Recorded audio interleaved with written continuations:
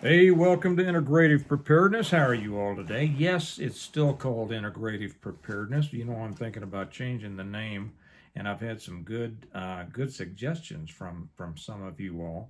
Don't worry, I'm not going away. I gave my reasons on the last couple of videos. You know, I'm getting tired of all the negativity in the prepper world, right? And we are not a part of that here. So that's the reason I just said I am sick of all the negativity. I'm thinking about kind of choosing a name that would more adequately reflect the mission of this channel. But as of today, it's still integrative preparedness. I have a special guest here today, my son, my oldest son, Aiden. Some of you have met him before. It's been a while, hasn't it? Yeah, it has been a while. It has been a while, man. Okay.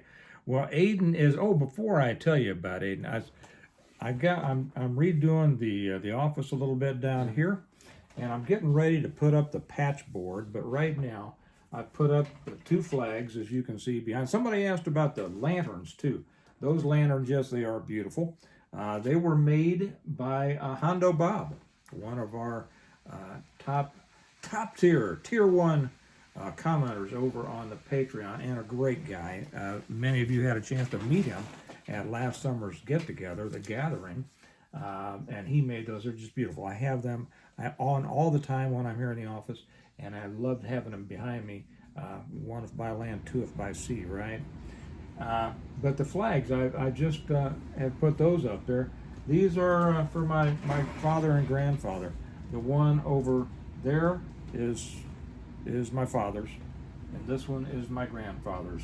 World War One, World War Two, and I'm looking forward to finally getting around to setting up my patch board. So many of you have sent me patches from your police departments, fire departments, military units, and things like that. And I wanted to get them up a long time ago, but I haven't gotten around to it. You all who know me, you know that I got too many irons in the fire all the time, and I get her done when I can, but I'm going to get to that now. So Aiden is in a special program. He's a senior in high school, and we're going to be talking about United Surveillance States of America. And many of you are concerned, rightfully so, about the state of surveillance. And I told you about my experiences in Northern Ireland, my first real introduction. Now, back in my day in law enforcement, it wasn't like eye in the sky like that. As a matter of fact, for the beat cop out there riding a district car, half the time our computer system would be down by 7 o'clock in the evening on a Friday or on a Saturday. Well, things have changed. And Aiden had just went through something that he really opened his eyes as to the state of surveillance. Aiden is in a special program called CAPS. Remind me what that means. So it's Center for Advanced Professional Studies. And he is in the law part of it, the law and public safety. Law and Public Safety department of it. It's a great program. CAPS is it was started by his high school, right, or the district, yeah. By the district, the Blue Valley, Kansas district, and it has been copied all over the world now. It is an unbelievable. That's why, and many of you, say don't send your kids to public schools, and I fully agree. If you have a rotten public school, don't. But if you have exceptional public schools like we do here, yeah, you cannot get in any other way what these guys get in these schools here. One of which is the CAPS program. Well, he came in last week and told me what he had done. They had made a visit up to the police department, our local police department, which is one of the top police departments in the country. And we're just a city of what did they say our daytime population is?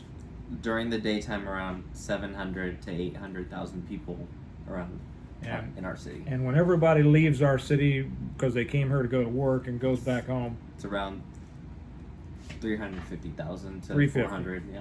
So we double our population during the day because this is where all the jobs are, right? So anyway, we have an exceptional police department. We have exceptional public services here, which is why I live here. I'm going to do another video on that. And so Aiden has had a chance to go through the crime lab. Matter of fact, he just got back today from the Capitol up in Topeka, where they watched a couple of Supreme Court cases, and met the governor, right? Yeah. Governor took you on a tour through. Yeah. For a little bit, got to talk to her. Got to go through the whole building. Got to visit the Supreme Court. Watch a couple of stuff from them. Actually, it was very long, but it was very interesting coming from a younger person who has no idea really Right. what the court, environment really looks like other than on TV, Right. which, as we know, Which is- TV is very realistic to real life, right? Yeah, right. But yeah, it was very interesting to see that, especially on the Supreme Court level in the state, and just hearing the different cases, very interesting. And then the governor took him through. Now the governor is not of our party, but she was very nice, wasn't she? That's very nice. Very Yeah, nice. very nice. Yeah. And which shows you don't have to hate people just because you disagree with them. And so she took you on tour through the Senate and the House. Yeah, House chamber. House chamber, Senate chamber, very very nice. Of course, very old building, and so Yeah. that's back in the day when you have these hand painted murals on the ceiling, and it's like, wow, whatever happened to that? It was Yeah. beautiful. Yeah. So- Right. And then you guys had a chance to go through the Brown versus Board of Yeah, went to Education the Museum. Brown versus Board of Education Museum. It's an old converted elementary school that was originally built intended for blacks before all the Civil Rights Act and Brown v. Board, of course. But then we kind of talked about how Topeka, Kansas had a role in it, or like 4 other cities that had it. And so Topeka had very strong influence in it. And we just got to see all the history and how much it's evolved. And it's very interesting, especially from living in an area where I see so many people of different races, backgrounds. I'm friends with them. Like, it's normal to me. Okay. So hearing about this is very interesting. Yeah, right. Okay, let's get to the surveillance. Yeah. He came in last week, and he just got back from the police department's. What do they call it? Their technical center, or do they have a name for They it? don't have a name. Okay. It's the secret place. Okay, and kind of let the people know what you found out about surveillance in our city, what the police department can do, Yeah. and realize, guys, this is just a local police department. Up it by about 1,000 times for anything else. I'll turn it over to you. Unless I have some questions, I'll jump in. Okay. So I'll start off like, you're driving and you see cameras maybe on your traffic signals, or maybe some other, like a stop sign I've seen sometimes, but regular, at least on stoplights, other things like that. But, you think that they're spying on you. Some people think that. Some people think that they're just there for decoration. I've talked to so many people that are like, oh yeah, those aren't real. Like, and they're grown adults who say they're not real. And they're like, oh yeah, no one's watching those. But I was actually very interested in learning about this already growing up because I would have heard. So when they told us that all those cameras actually work and they're live, not everyone watches them, and they're like only a couple. The major intersections, of course, have people watching them going through different intersections, but these are more than just cameras. They can zoom in to see people's faces. They can use the technology, using AI and new technologies, to see that person's face, and they can put that in a system and see where that person's been throughout the whole city metropolitan area, because there's connections. They can see where that person's been. They can put, detectives can put and see what car that person has, and then they can go in a system and see, hey, have you driven in this area? What does your car look like? What's your plate? And the whole plate is, I have actually statistics here. In our area, 10,000 plates are read every hour. So that's a lot, Yeah. So, and then looking on here, And these aren't just like we have some. For a while there, the police department was driving around with these license plate readers mounted on their cars. I haven't seen too many. they have those. They still have? They're a lot smaller now, but they're on the front and they're on the back, and they still use those. But you can put in your plate, and the system that they use on here, they'll just put in your plate. They can see every single intersection camera that has captured your plate using this technology, and see where you have been. They can map it out on a map. So you can see the lines of where you've been, kind of map out where you might be headed. And like I said, they have connections with other departments. So this is more than just your city or your other jurisdictions. So they're logged into the entire Metro the Kansas City. Metro Kansas City area, and both states, and they have connections with other federal agencies. Excuse me, yeah, right, with the feds. Excuse me for jumping in, but tell them how you discovered this when they said, Yeah. does anybody here know your license? So we're sitting in there. They're talking about some of the other technologies, right? Does anyone know their license plate? Crickets. Well, I know my license plate. I think everyone should know their license plate, whether it's for DMV reasons or if you're putting in your car wash membership. But so I said mine, and he looked it up. Took a little bit because a system that goes through that much. Let me see. I think I've written that. 10 million a month in our city. Really? So that's Mhm. So that's not just 10 that's just our city. 10 million captures. Yeah. Right? Is that what you're saying? 10 10 million license plate captures. Yeah. So that's a lot for the system to handle, right? Mhm. So it took about, let's say, about a minute for it to load. But it's very fast technology other than that. But it showed all these pictures of the back of my car, my license plate, and it showed me driving home the night before from work at, so say it was like 95th right here, had one right here at this intersection. The next intersection had a capture here, had a capture here, had a capture here, had a capture here, and then at the highway had 3 captures. So to think that the cameras are fake, or it's they do use it, but it's not for live surveillance. It's for when they can go back. It's for reference, essentially, and For investigative purposes. Right. Yeah. Right. Yeah. And say, well, can we go back and see where this person has been? If someone goes and robs a mall, they have live cameras in the mall. They took us on a virtual tour of the mall, as they called it, and we were able to walk next to this person going through each camera on the ceiling. So you can pretty much follow them out to their car, see what car they go in, where they drive. Okay, well, there's a camera right there, so let's follow them. Where's that license plate? Find, where's the license plate headed to, probably compared to where they've been all day. And because they talked about some gangs and other organizations that will go and rob one type of store. It could be like a certain shoe store, or a certain type of clothing store, and they'll hit up every location of that store, but there'll be different people every time, and they'll dress differently, and so it'll kind of throw them off. But they're able to locate those cars and find where have those cars been together. If there might be different cars and they look different, but they are all in this area together, found at this stoplight, following each other. So it's very, very, very interesting. One thing that you told me that shocked me. Now we live close to a fairly major street, and right out back, and between, in a period of two blocks, I've noticed maybe a couple of cameras. A couple. How many are there actually in that? Yeah. So there's 29 different cameras. They're all different. Some cameras are used to see, before, when you would drive over a metal plate, that's when it would initiate this light to turn green for you. Now it's a camera that sits at the top, kind of by the stoplight, and it shows, it's a very dull camera, basically, but it has arrows. And when it detects motion within those arrows, that's kind of the lane itself. So those arrows here for this lane, arrows here for this lane, it'll detect that. But you can still use that for other purposes. So you have a couple of you have those on each side, right, for the stoplight. Yeah. So for both lights, and then you have a couple more just for other surveillance purposes, and then you just other types. It's crazy. So we've lived here for 20 years, and I thought there was maybe 2 cameras out there, and there's 29 within a 2-block area. So Do you all feel like you're being watched?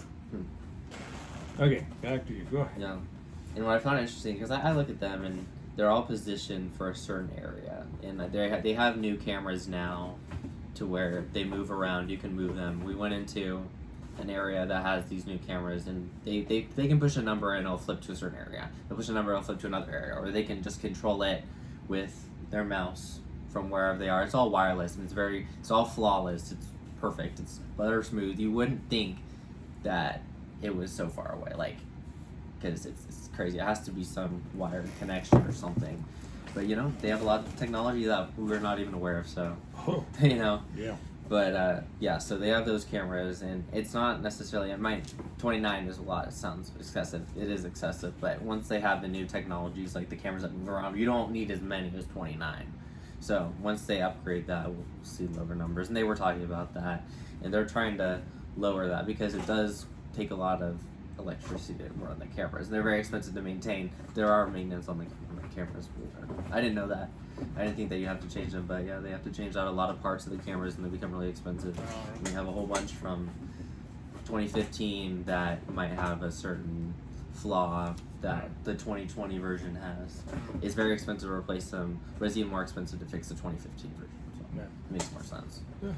But another thing that they talked about is audio forensics and what they're able to do with certain audio technologies, and when if they receive an audio, right? They played us a case of a man who was sitting on his front porch and who had a belt and was abusing his dog, whipping the dog with his belt over and over and over, and the woman was recording. They were able to, it was interesting, she wasn't even recording him hitting the dog. She was just too focused yelling on him. It was her foot on the ground the whole video, but you gotta do what you gotta do, I guess. So they were able to find the audio. They were able to break it down so you could hear each individual whip of the belt and the dog howling. You couldn't really hear that because there was traffic in the background. You could hear other sirens. The man was yelling, the woman was yelling. There was wind, so you kind of heard the blowing wind noise. But so they were able to put in filters and kind of filter out those noises and just find the individual audio. And what they were looking for was the sound of the dog being abused, the man talking, and then the belt hitting it, which was part of the audio evidence. So very interesting. So they're able to isolate those different layers Yeah. of sound. Yeah. Another thing was they showed us a shooting video that happened inside of a Boost Mobile, and it was a guy tried to rob the store, ended up shooting the owner or someone. The guy behind the counter had a gun too, and there was so much gunfire that the audio on the cameras couldn't really hear the differentiated sounds because it was a cheap camera. So they were able to actually put in filters and hear each individual shot and hear how many times one certain type of gun was fired than the other and who had that gun. And it was very interesting. So there's a lot of advantages of the technology, and it's not just people having cameras to spy on people. It's very handy, and Ring doorbell cameras are a big part of police departments. Will go and ask for Ring footage because if you have your next door neighbor happens to be a drive-by shooting, if someone drives by, shoots them, they want to be able to have your Ring footage because your next door neighbor might not have that. Right. So, and that's evidence right there. If they can see that person, half the time, Ring, you can see people's faces from the street. Mm-hmm. So that's a great resource to have as a Ring camera. Now, how well are they, or maybe, I don't know if you know this or not, if they covered it, how well are they able to enhance the video if they have a blurry video? Yeah, it's tough, but there's stuff they can do. They can sharpen it a little bit. They don't really go into that as much. That's more on the detective side that they were talking about. But yeah, definitely a lot more than most people know, especially me, because I'm a young person. I haven't grown. Well, more than me. I mean, things have changed since I was on. That's true. We couldn't do any of this stuff. No. Yeah, it's amazing how far things have progressed. Now the thing is, I mean, there's good and there's bad with this, isn't there? Yeah. And I'm just going to jump in here, and then maybe you have more to share. But now this is not every police department would have this ability, right? I mean, our city is a top level police department, and so as you get into smaller police departments or more small town or rural, you're not going to have this, which in one way is good. You don't want to be watched all the time, right? But in another way, I don't want to make the argument that it's good, but I will say this, that from an investigative standpoint, if it's used properly, and that's the caveat, we all know this, okay? It can always be, anything can be abused. From an investigative standpoint, it's unbelievable, right?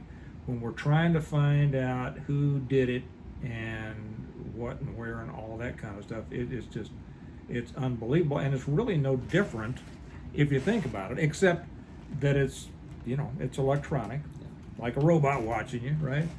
It's no different than having the cop on the beat on the street corner. I mean, we used to do that, right? And we were keeping an eye on things. Now, fewer people are able to keep an eye on a greater area, through technology. You decide for yourself whether you think that's right or wrong. Don't call anybody any names. I'll say that right now on this, because I know that people feel differently about this. Do not call anybody a name if you disagree with them. You're free to your opinion and to express it respectfully and using your your reasoning. It's fine to hear it. What else did you want to share? Well, it's funny you bring up reasoning, because a lot of people who complain about new technology complain about issues within the police department. Police departments have seen like way worse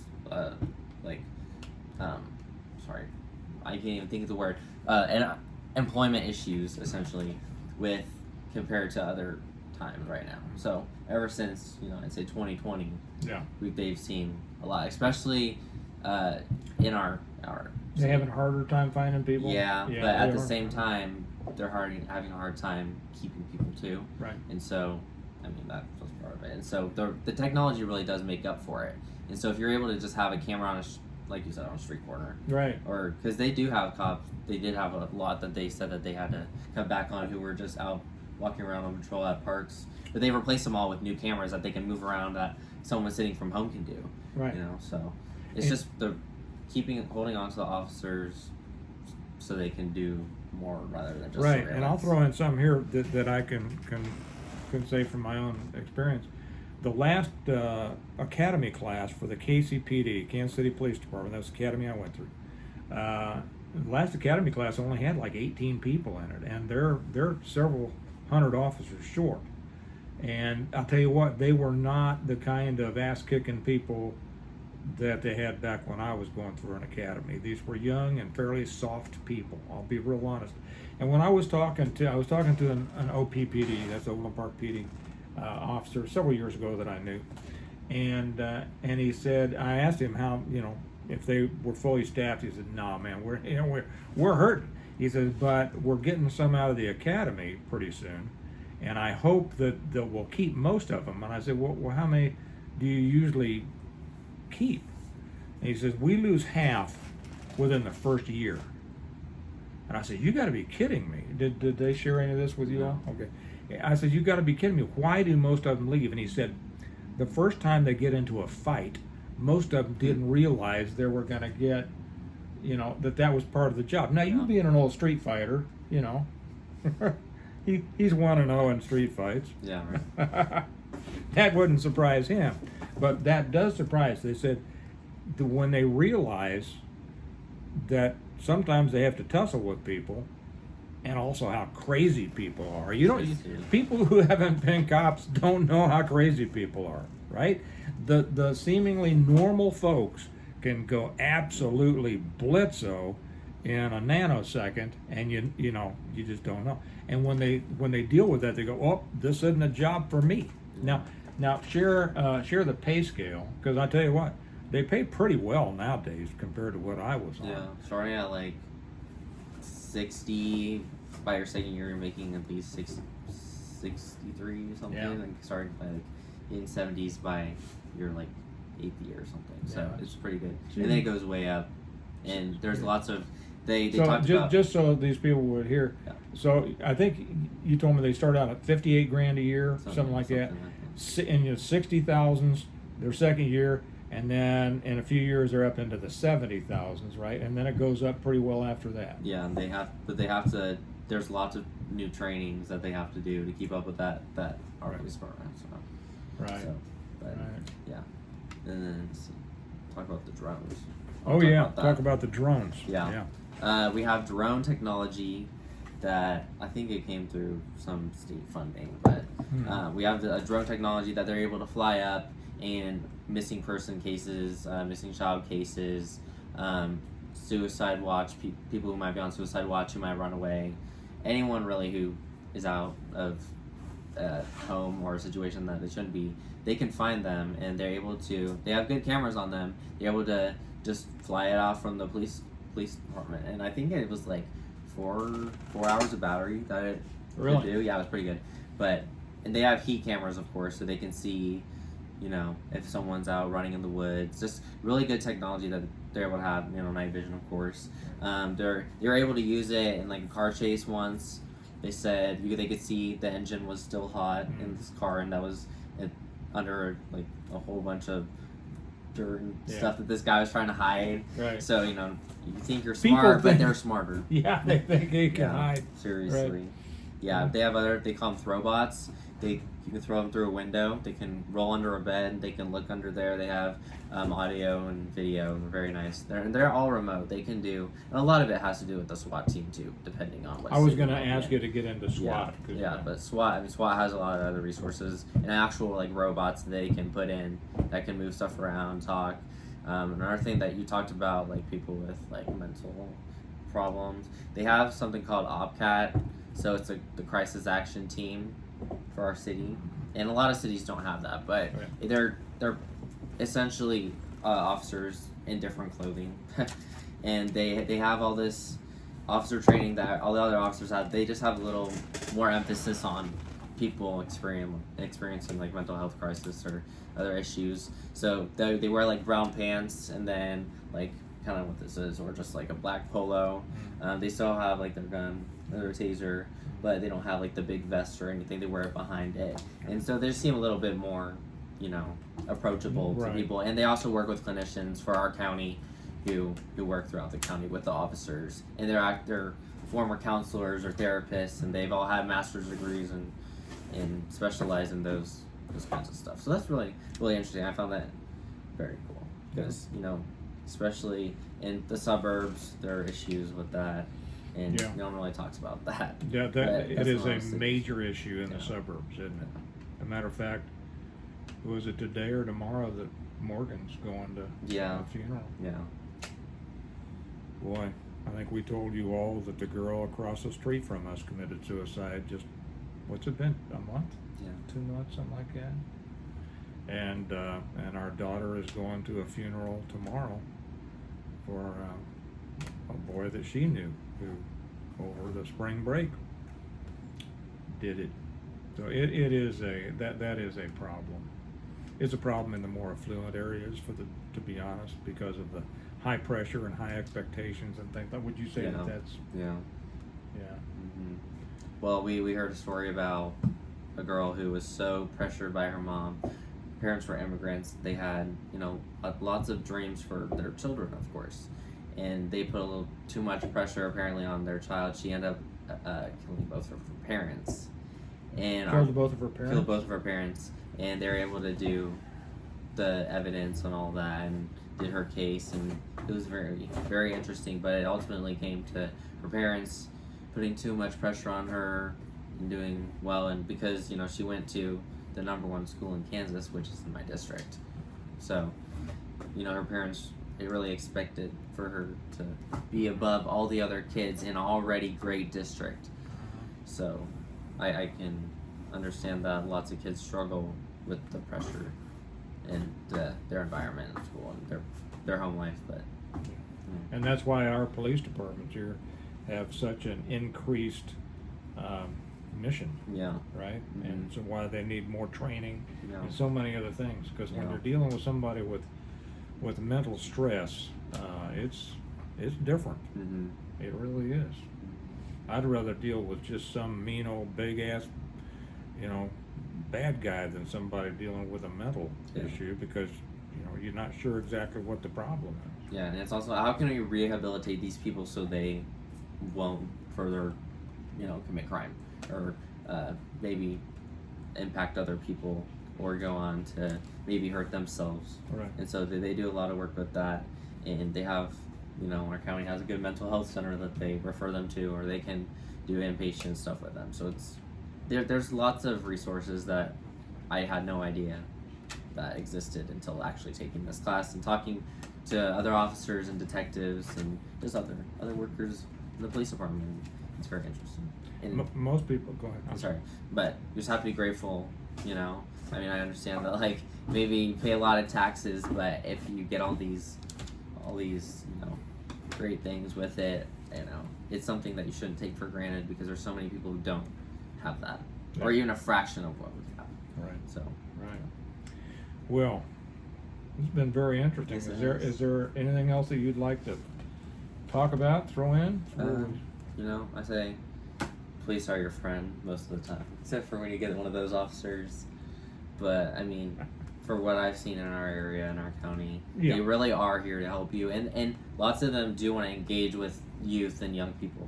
Yeah. You know, especially people in our classes that are interested in public safety, and they love teaching, and that's why I think our police department, they're more than officers. They're teachers. They're mentors. And SROs, the student resource officers that are in our schools and high schools and middle schools, they have a lot of an impact in our schools, and I've seen that every year I see more and more of the SROs starting to have an impact, and they're doing more presentations with the students, or they're having just meetings with people, or they're just talking in the hallway with people. So I think it's good to have that connection. I do too. We do have, so and it's tempting for an old dog like me, to talk like, well, it wasn't like that in my day. Well, I think in many ways it's a lot better, and we do have. Not only do we have exceptional police department, I didn't get into this. Isn't a recruiting for our police department. Certainly, this is about surveillance. I think some of you all probably heard some things that maybe you didn't know. But we are fortunate. We have an exceptional police department. We have exceptional officers, and I hear people so often, rag on the police, and if you haven't done the job, you have no idea. People get this idea that the cops are always after you, and I've run into my share of butt heads, I really have. I mean, I worked with some. To be honest, you can't go into any field and think that everybody's going to be great. There's bad cops, there's bad teachers, there's bad priests, there's bad bus drivers, there's bad, whatever. But as a rule, it's exactly what you're saying. They're out there, they got a tough job, and they do an exceptional job with it. And I also, I do feel fortunate that we live where we live, and that I was able to raise you all in this environment. Yeah. That kind of has the backup. We have resources that most people never even dream of, right? Yeah. But part of those resources. Sorry, one of that. Do you know we have a dive team? Like part of the police department. Yeah. They have their own boat, and they will go out into ponds I think it's every Tuesday or something, and they practice diving. Yeah. And that's what they do. And that's I never would have thought that was a part. And it's really more of a professional dive team. Now a lot of other areas, have volunteers. Yeah. But now we're talking And they about make really good money too. I don't remember how much it was, but it was a lot of money. And but the problem is their gear isn't insulated, and I heard the water's really cold. So you might want not want to do that. I wouldn't want to do. I had a friend of mine who was on a dive team, and he drowned.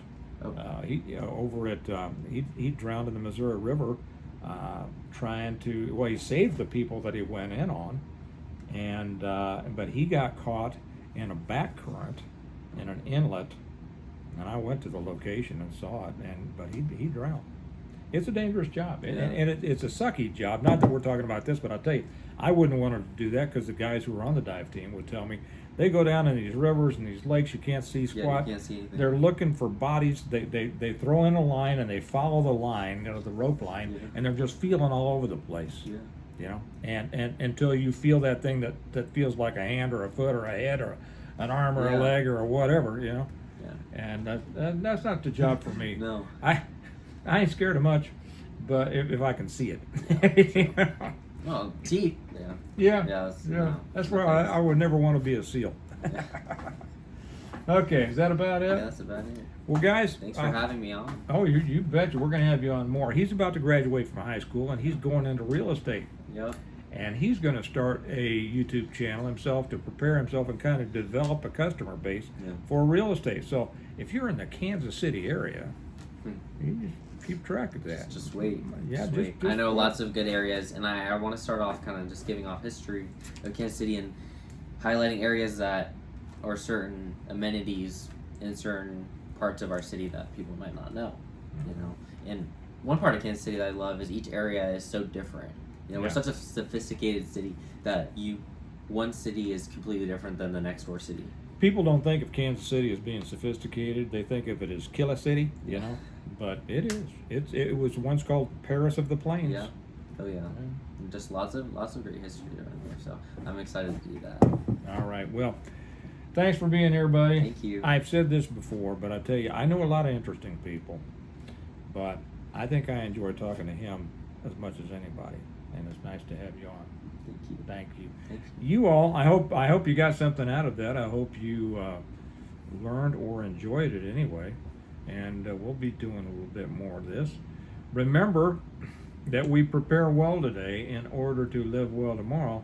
And now you know. Now those of you who say, you can't drag me into the city. Well, I get it. I understand. But sometimes you have to come in for a doctor's appointment or to the hospital or something like that. Just remember, you are being watched every second you're here, right? Yeah. Okay. You all have a good day. And I'll talk to you later. Bye-bye. Bye bye.